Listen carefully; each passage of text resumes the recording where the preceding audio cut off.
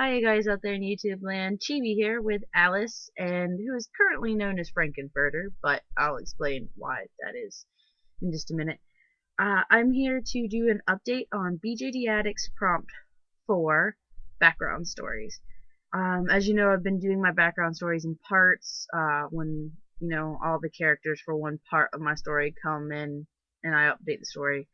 I've been saying I was going to update their story, but I've been really lazy about it. And it's not really that I've been lazy about it, it's that it's still kind of in the processing stage of things getting cut and built and blah blah blah in my head. But I thought I'd give you the working story as of right now because the bones of this story really aren't going to change too much.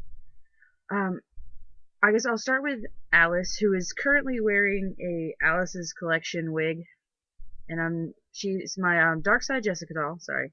Um, she's currently wearing an Alice's Collection wig, which I'm not really sure how I feel about. For some reason, it looks good on camera to me, but in person, I swear it doesn't look that good. And it's not the best of quality that I was hoping for, but I'd never had an Alice's Collection wig, so either way. And for those of you who don't know, this is Frankenstein, the ring doll. I guess darkside ring doll.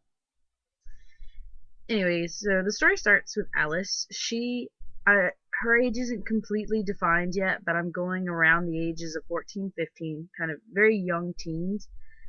And she isn't in herself a complete psychopath, because she is the villain of my story, my whole SD storyline. If you haven't seen those, her character might seem totally out of place. But they are both a part of my SD storyline, which has demons and supernatural things and all that in there. So she's not a complete psychopath, but she's like borderline. And as my story is progressing, and my other dolls, who I probably need to update their stories and how they have evolved since the background video I did for them, but she sees Balana and Claudine as demon hunters, and she kind of more leans onto the side of the demons and rooting for them and things like that. And she's kind of dark and a little mean, and she starts to notice that like her family is holding her back. She's super intelligent, like creepy, scary intelligent, and her family kind of holds her back, doesn't let her go ahead and go off to college, even though she's completely at a mental state where she could, like intelligence wise. And all this is going on, and she kind of just decides one day that she's sick of dealing with them, so she kills them. That's where the kind of somewhat psychopathy comes in. Like, she's not completely a complete psychopath, because there are certain parts of the psychology of a psychopath that she doesn't fit, but she is very borderline.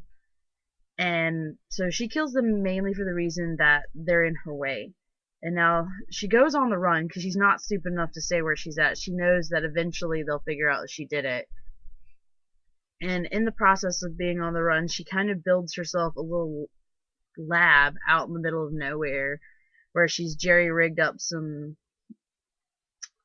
power and other amenities and stuff that she's able to get able to bootleg off of places.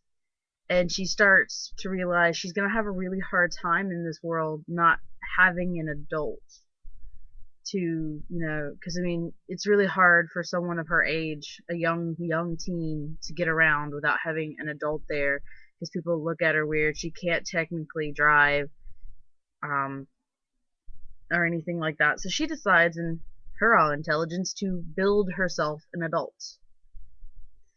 And of course, even in my universe, this has never been done before. It's something she does that she's looked at in the past. It's part of her, it's not something it's not really, she didn't just decide one day she was going to build herself. She'd been researching this before even she'd kill her parents.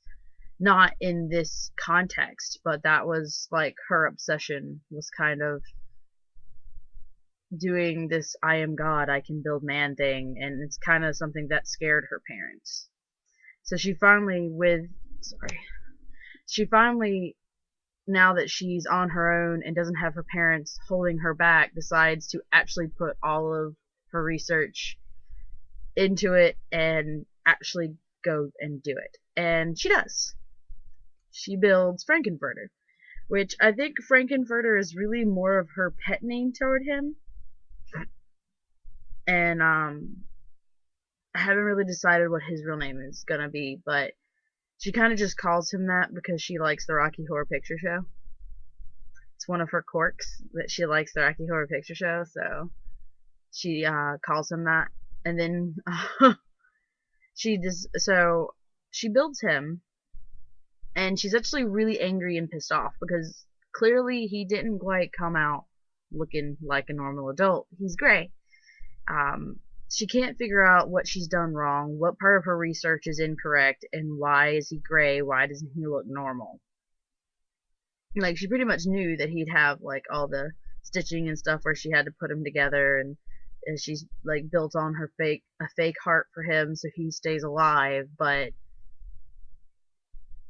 his skin turned gray, and she can't figure out why, and she's kind of angry, and she kind of scraps him,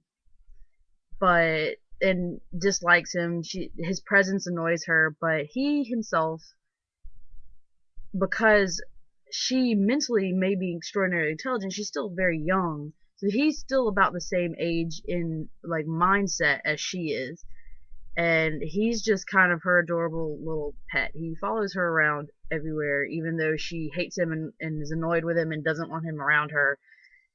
She kind of throws shit at him all the time, and she's currently building other minions, which will come in later.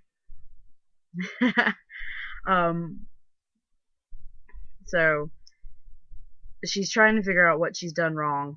Of course, she fails again. And she can't figure it out. And he's become her pet, and he's fallen madly in love with his creator.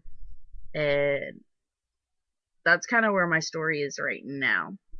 She's eventually going to build into an actual villain that goes up against B'Elanna and Claudine. At the moment, I haven't built my story up far enough to actually tell you more about that side of it, because you'd have to hear the rest of B'Elanna and Claudine and how they got to that point as well.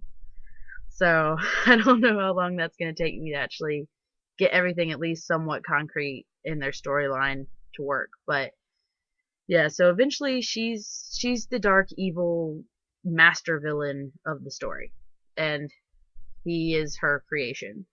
And there will be kind of a few other dolls that will be in their little mad scientist group. I'm thinking I'm not 100% sure that I'm going to have a very oddly shaped MSD doll. That will be another one of her creations. And maybe a demon who is going to kind of push her into more fighting Claudine and B'Elanna for them, since she actually is this kind of evil genius thing. So that's my story this far. I hope you enjoyed it. Sorry it's a little choppy. I'm still working on it. I'm still trying to, work out all the kinks, because a lot of that has kind of been kinked a whole lot to try to get it to work a little bit better. And I know it's not perfect right now, but it's going to be a while before I can get it the way I really want it. So I wanted to go ahead and say what I had so far. But thank you for watching. Bye.